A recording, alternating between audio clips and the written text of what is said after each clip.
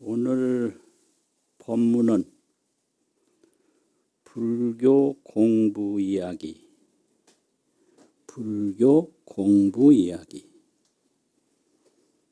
한자로는 불교 공부 탐설, 이런 내용이 되겠습니다.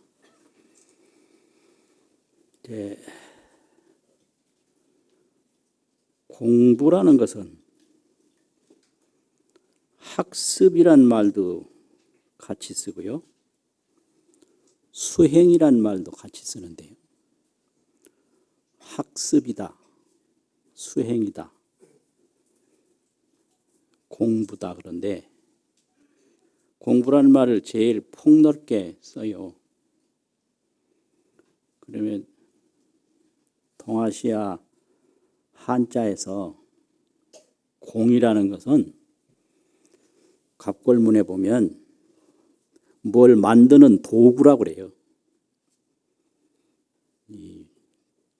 무슨 자귀 같은 거, 또 네모진 줄자, 이런 도구라고 그래요. 그래서 도구는 뭐 만드는 데 필요한 거거든요.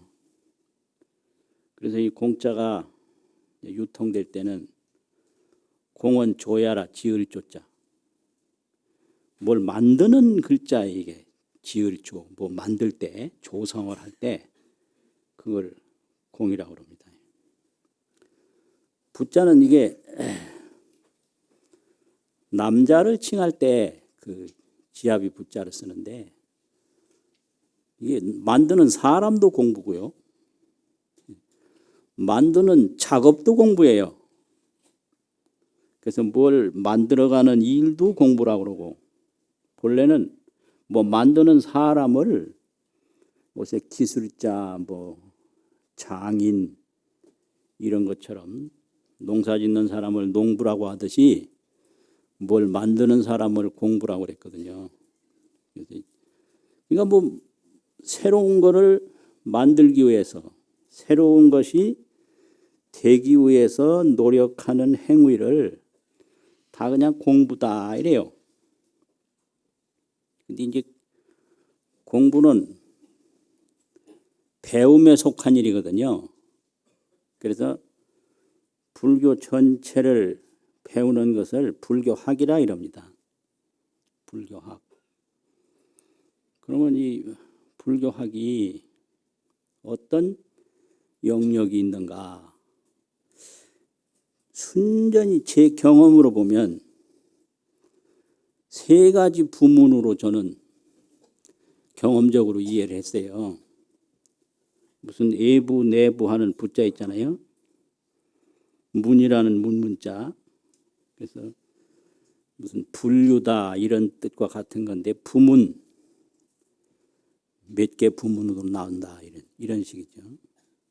이 부문이 있는데 제가 느낀 것으로는 첫째가 불교 교의학, 불교 교의, 가르칠 교, 민주주의라고 하는 그 오를의 뜻을 말할 때 불교에서는 그 의자를 씁니다. 주의 주장이 아니고 의미, 뜻을 말할 때 객관적인 뜻. 교의가 있어요. 이제 교는 장경을 가지고, 팔만대장경을 가지고 가르치는 게 교고, 그러면 그 대장경에서 무슨 뜻을 말하고 있는가, 그 말씀 속에 제시하는 내용. 그래서 이 교를 방편문이라고 그러고, 그 제시하는 뜻을 진실상이라고 그래요. 그래서 화엄경이 예를 들면 80권이다 그러면 80권 문자상은 방편문인데, 화엄경에서 무엇을 제시하느냐, 그걸 진실상이다 그래요. 방편문을 열어서 진실상을 보이는 게 교의인데, 그 교의를 배우는 걸 교의학이라고 그러고요. 그 배우는 방법을 간경이라고 그럽니다. 간경. 그게 공부예요. 이 교의학 부문에서 공부를 하려면 간경하는 방법으로, 경을 보는 방법으로 하는 거죠. 그 이제 두 번째가 불교 수증학인데요. 닦을수 정득할 정. 닦아서, 정이라는 것은 수는 몸으로 노력하는 거고 정은 마음으로 얻는 거거든요. 그러니 몸으로 노력을 해서 마음으로 얻는 게 뭐냐? 그게 수증이죠. 이 마음 공부예요, 이게요. 그럼 수증학은 어떻게 공부하냐? 명칭을 서산 스님이 마음심, 의상, 심상, 심상 공부다. 그 상이라는 건 어조사예요. 해상이니 이렇게 좌상이니 하듯이 어조사기 때문에 심상 공부 그러면 마음 공부 이런 말이죠. 그 마음 공부인데 마음 공부는 뭐 어떻게 하는가? 여러 가지를 얘기를 하지만 내용은 한 가지예요. 섭심, 거둘 섭자가 있거든요. 마음이 천갈래 만갈래로 밖으로 흩어져 나가는 것을 거둬들이는 거예요. 첫째가. 섭심이에요. 그 다음에 반조, 돌이킬 반자, 조명이라는 조자, 비춰본다. 그 본다는 거죠. 돌이켜보는 거예요. 섭심반조.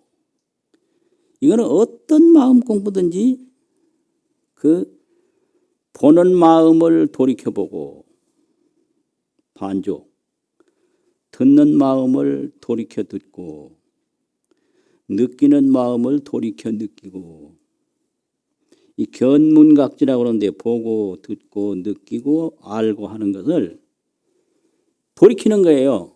아는 놈을 돌이켜서 알고 이렇게. 그래서 한마디로 말하면 반조죠. 섭심반조. 이거를 하는 게 이게 불교 수증학의 공부입니다. 그래서 마음을 닦아서 정득하는 부문이 있다. 그래서 그걸 학술적으로 표현하자면 불교 수증학이다. 그리고 제가 경험한 거는 불교 문헌학이라는 게 있어요. 불교 문헌학. 문헌이라는 거는 글문자하고 받칠 헌자인데 그 헌은 어질 현자와 같다. 현야라. 그러니까 글이라고 다 문헌은 아니고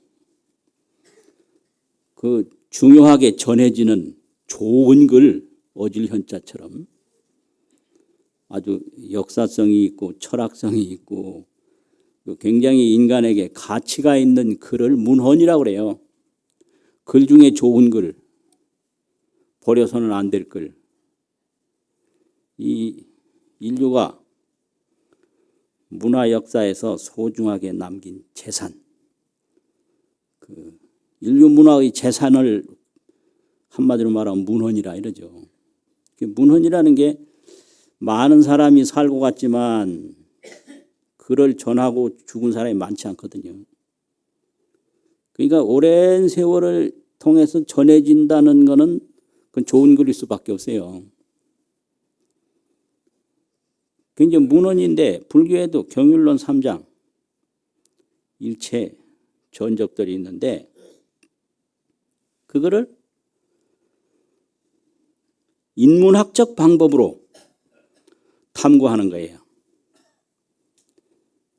과거에는 불교에 이런 문헌학이 없었거든요.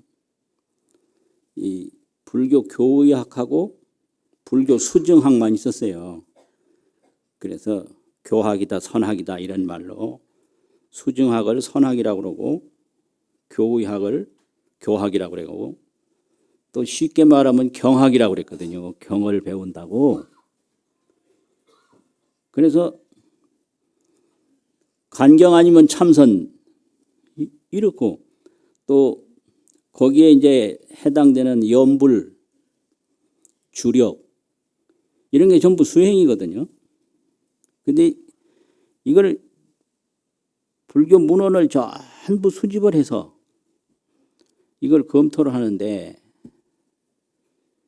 이게 유럽에서부터 문예부흥 이후로 생긴 방법인데 이 불교 문헌을 자연과학적 방법으로 탐구하는 거예요. 자연과학적 방법과 똑같이 자료를 대상화해서 수집하고 검토하고 분류해가지고 거기서 인류가 보편적으로 알고 있는 상식의 허점을 바로잡는 겁니다. 이게. 그래서 학문이라는 건 상식을 주장하면 학문이 아니에요. 상식에서 잘못된 오류를 지적하고 그 본래의 진실한 의미를 제시하는 게 그게 인문학이거든요. 그런데 방법은 자연과학과 똑같은 방법을 해요. 그래서 자연과학적 방법으로 인문과학을 연구한다. 이렇게. 이게 인문학이에요. 그러니까 불교에도 그런 인문학이 들어온 거예요. 그래서 이 경을 보는 건 수행으로 보고 이런 게 아니라 경 전체를 문헌으로 보는 거예요. 문헌으로 다 수집을 해서 이걸 검토하고 여기서 이제 문헌학이 있고 그 문헌에 역사학이 있는데 이 불교 문헌의 이 역사가 굉장히 범위가 넓어요. 고승 개개인의 인물을 연구하면 그 인물사라고 그래요. 인물사. 그리고 그 불교 역사의 교단을 연구하면 교단사라고 그러고요. 또 불교 교리를 교리 발달사니 사상 변천사니 이래서 이 사상이라고 하는 여기에 화엄경도 내가 화엄경을 봐서 내가 화엄화 되는 게 아니라 인문학은 화엄경을 사상으로 연구를 해요. 화엄 사상이 뭐냐. 법화경도 법화 사상이 뭐냐. 반야경도 금강 사상이 뭐냐. 참선도 내가 참선을 해서 내 마음을 증득하는 게 아니라 선사상이라고 해요. 선사상. 그래서 불교 문헌, 불교 역사 이제 이런 게 이제 주로 대학에서 연구하는 학문이에요. 그래서 이걸 일본에서도 인문학적 불교학이라고 그래요. 그런데 이걸 간단히 말하면 불교 문사학이에요. 불교 문헌 역사학. 이게 이제 불교 문헌학인데 뭐 역사를 하든 뭘 하든 문헌을 통하지 않고는 안 되거든요. 그러니까 문헌학을 하려면 책을 많이 보고 다른 사람이 못 본 걸 보고 다른 사람이 말하기 전에 발표를 해야 돼요. 이 불교 문헌학에서도 이게 앞서가려면 굉장히 힘들어요. 차라리 뒤처지는 게 낫지. 아주 힘들어요. 이게요. 보통 일이 아니에요. 그런데 이 불교 문헌학은 어떤 방법으로 공부를 하냐. 논문이라는 논할 논자하고 증명이라는 증명할 증자. 논증학이에요. 논증을 해야 돼요. 책만 많이 봤다고 그게 문헌학이 아니에요. 지금 뭘 이렇게 하고 있는데 그건 본래 이런 것이었다. 여기에 진실은 뭐다. 저기에 허구는 뭐다.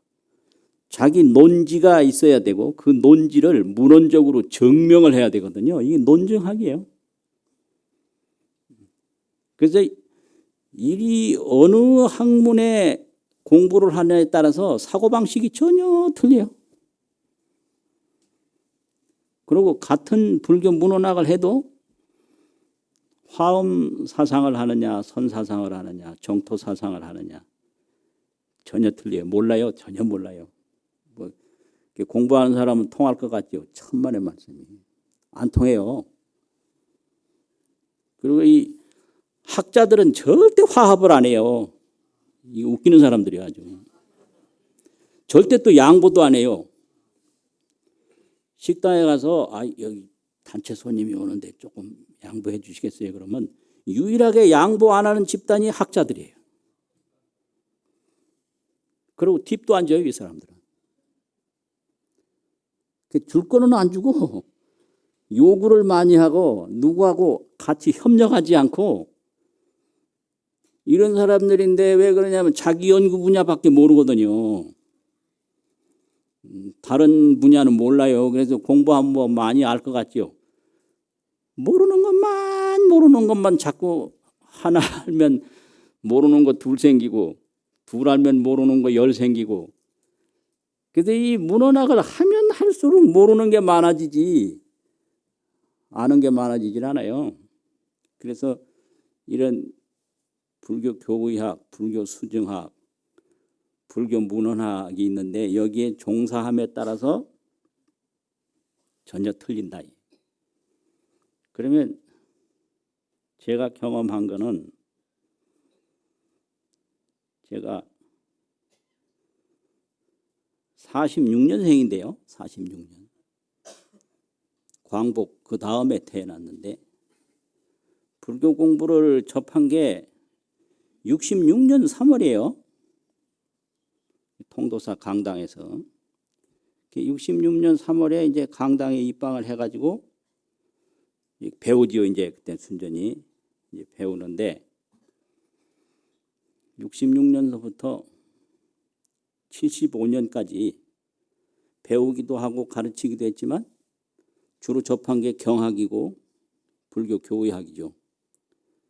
근데 그때 이제 강당에 입방해서 저를 가르쳐 주신 그 당시에는 일제 때는 그 경전 가르치는 스님을 조실이라고 그랬어요. 또 조실. 그 당시 66년도까지 조실이라고 하더라고.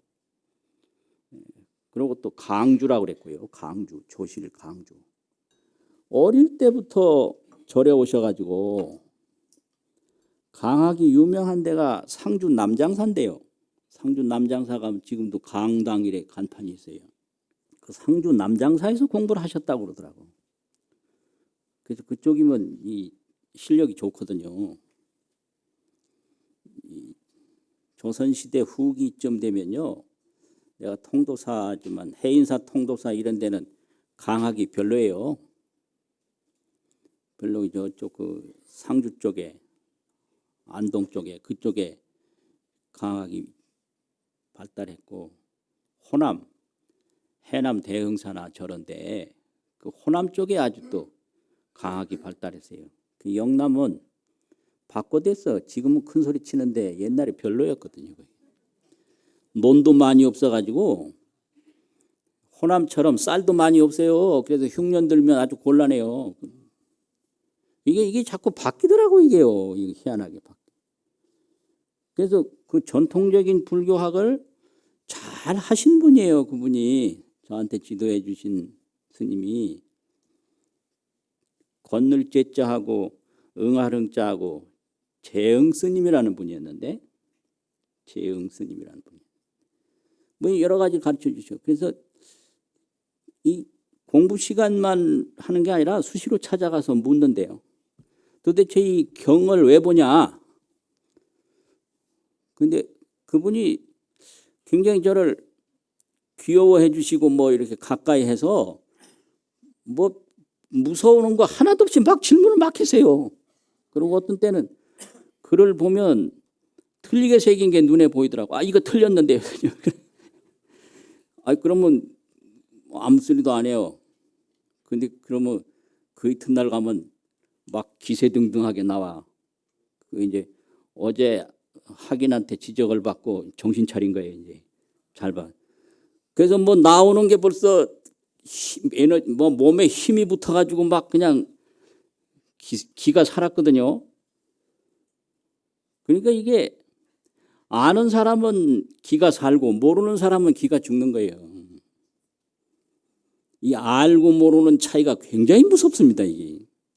그래서 오히려 어제 내가 이겼기 때문에 오늘은 뭐 마음 놓고 갔는데 이래 막 그냥 질문을 내가 알 수 없는 것까지 막 하니 할 수 없죠. 글 많이 보셨는가 봐요. 그러면 또 슬 빼요. 뭐 보긴 뭘 많이 봐 이러고 그냥. 그래서 이 개인적으로 이야기를 통해서 그 학습의 골수를 접할 수가 있어요. 그 아주 중요해요.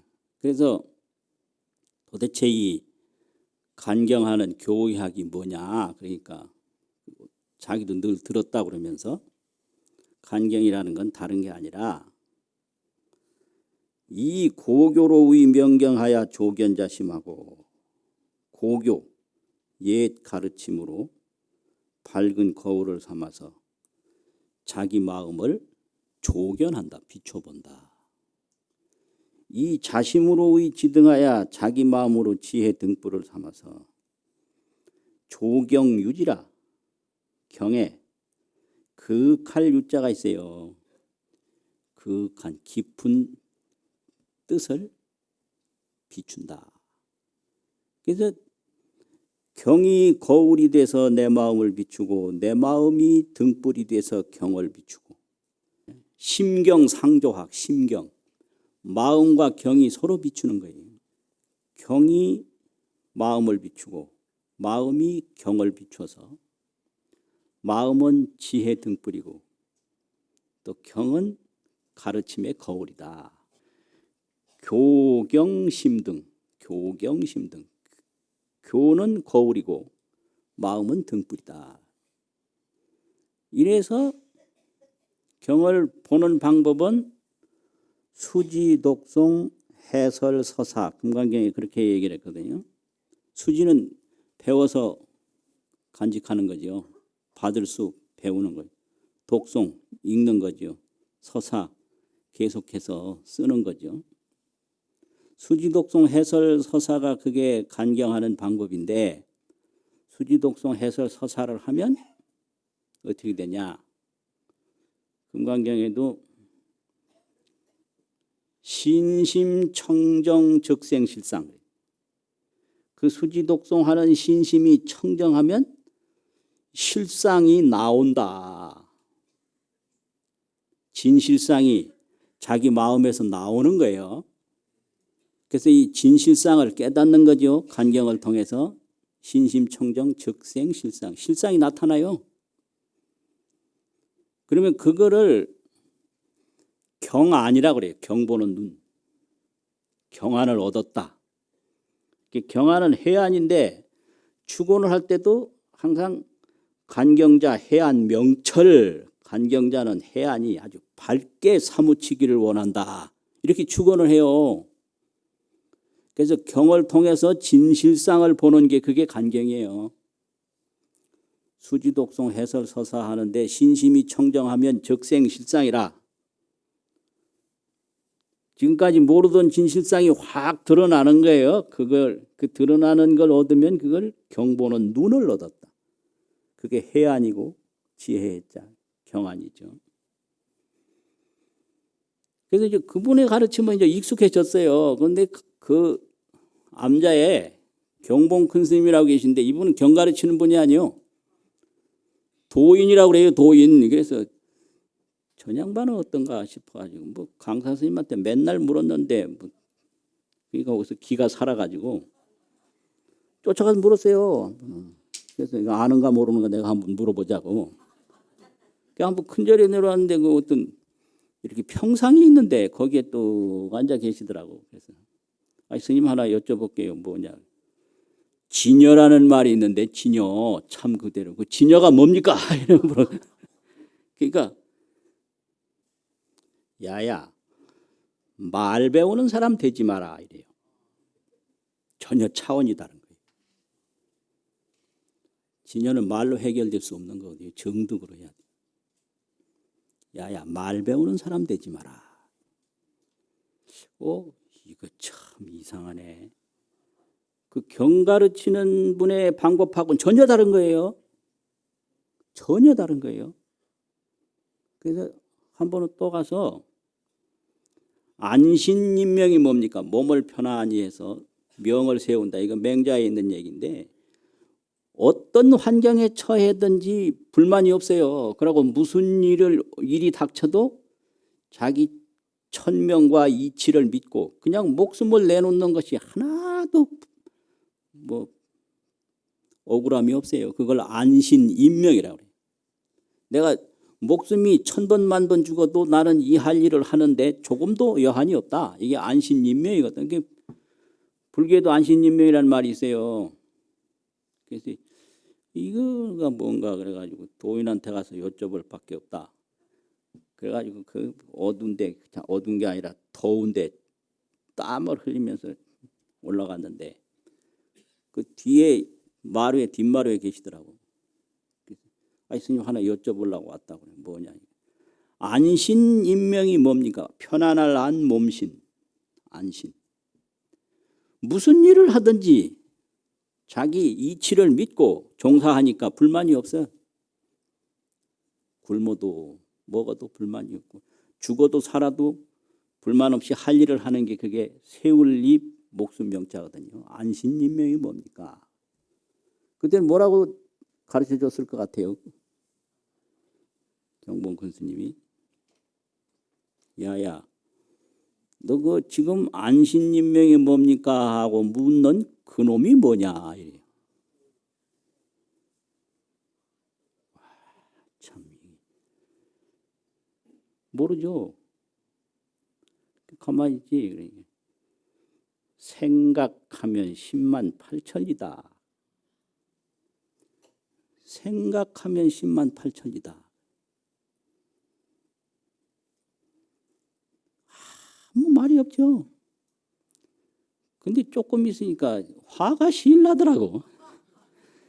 이 더운데 올라왔는데 겨우 이 말 들으러 왔나. 그래가지고 그 길로 그 통도산 밑에 신평마을이 있는데 그 신평마을에 책방이 있어요. 책방에 쫓아가서 그래가지고 현대문학이라고 하는 문학지를 샀어요. 이게 이제 강당에서는 경을 보는 곳이고 선방에서는 자기 마음을 찾는 곳인데 이 책방에서는 문학을 하는 곳이거든요. 문학을 홍보하는 곳이고. 그러니까 강당으로 선방으로 책방으로 그냥 하루에 다 왔다 갔다 한 거죠. 그리고 이제 75년도가 지나서 팔공산 원영암이라는 데 있을 텐데 그때 유마경을 보다가 눈에서 불이 나가지고 내가 깨달은 것 같았어요. 이거로구나. 그래서 가서 내가 얻은 경지를 딱 말하니까 아니다 이래요. 아니다. 근데 그 말이 믿음이 안 가더라고. 아니긴 뭐가 아니야. 틀림없는데 뭐가 아니냐고. 그래서 큰 스님들은 젊은 사람이 이제 버릇이 나빠질까 봐 뭘 잘했어도 뭐 잘했단 말 안 하는 걸 제가 종종 봤거든요. 역시 그런 거겠지. 방편으로 저러는 거 하겠지. 그런데 나올 때요. 손을 붙잡고 내 말 예사로 듣지 마라. 경상도 밀양뿐이라 예사란 말을 여사로 이래요. 내 말 여사로 듣지 마라. 내 말 여사로 듣지 마라. 큰일 난다. 그래도 그 말 안 들어와요. 뭐 내가 틀림없이 깨달았는데 뭘 무슨 말이 맞냐고. 근데 그 후로 이제 성가대학에 와서 논문을 쓰고 그 성가대학에 오기 전에도 학문에 관심이 많아서 이 논문 발표를 들어 했어요. 그래서 이게 보이십니까 이걸? 한국 불교학이라는데요. 이거는 이제 동국대학에 처음에 이게 설립이 됐는데 학교에 있는 교수뿐 아니라 불교학하는 모든 학자들이 다 모여서 발표를 하는 학회를 만들어서 처음 학술지를 만든 건데요. 이게 1975년 12월 달에 간행을 했는데 이 당시는 종이도 귀하고 돈도 없는 대한민국이라 12사람 발표 논문을 실은 게 요 정도거든요. 그런데 12사람 중에 제가 그때 30살 때니까 75년도면 제일 끝에 이 종법 논문도 여기 하나 실렸어요.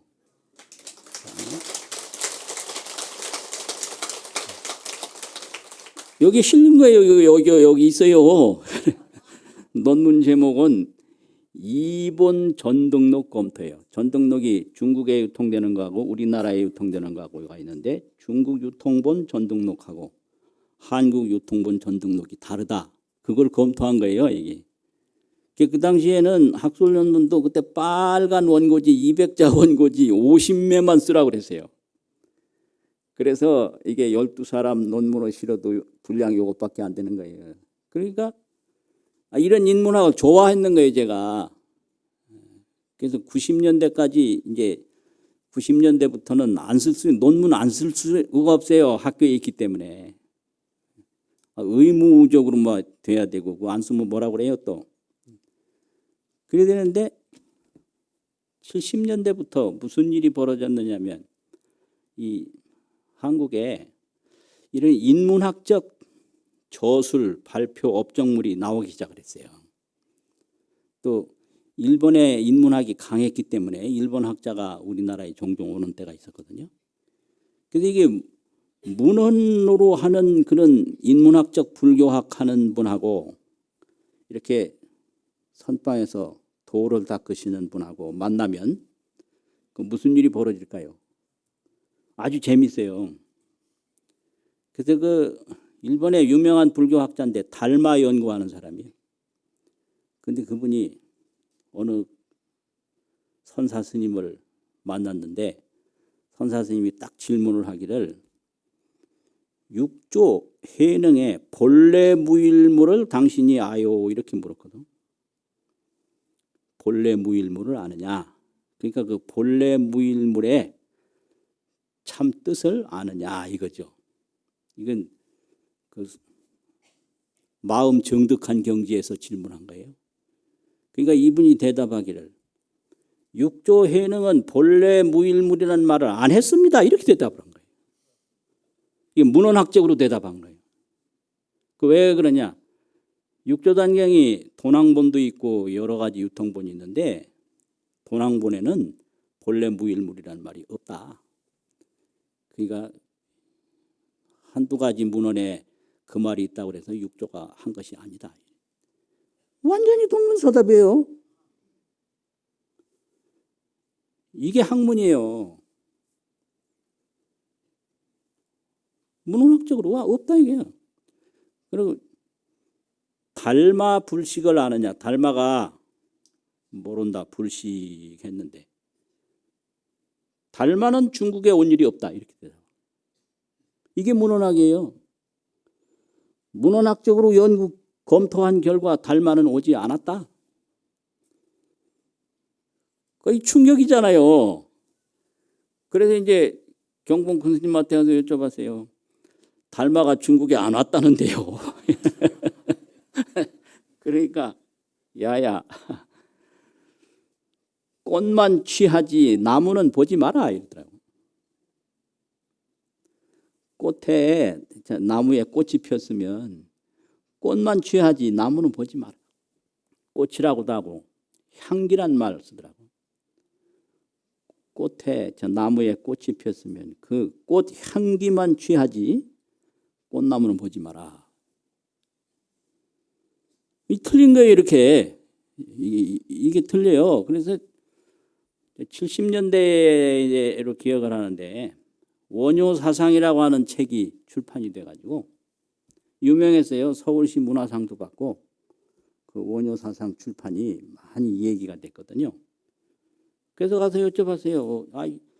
원효 사상이라는 책이 나왔다는데요. 그러니까 야야 원효에게 무슨 사상이 있노 이래요. 이 틀린 거예요. 원효는 사상을 말한 사람이 아니다. 그 깨달아서 깨달음으로 인도한 사람이지 무슨 사상을 주장하고 사상을 천명한 사람이 아니다 이거예요. 이게 완전히 틀린 거예요. 완전히. 그래서 이게 이러냐. 그러고 이제 경봉 스님 돌아가셨어요. 82년도에 돌아가셨나.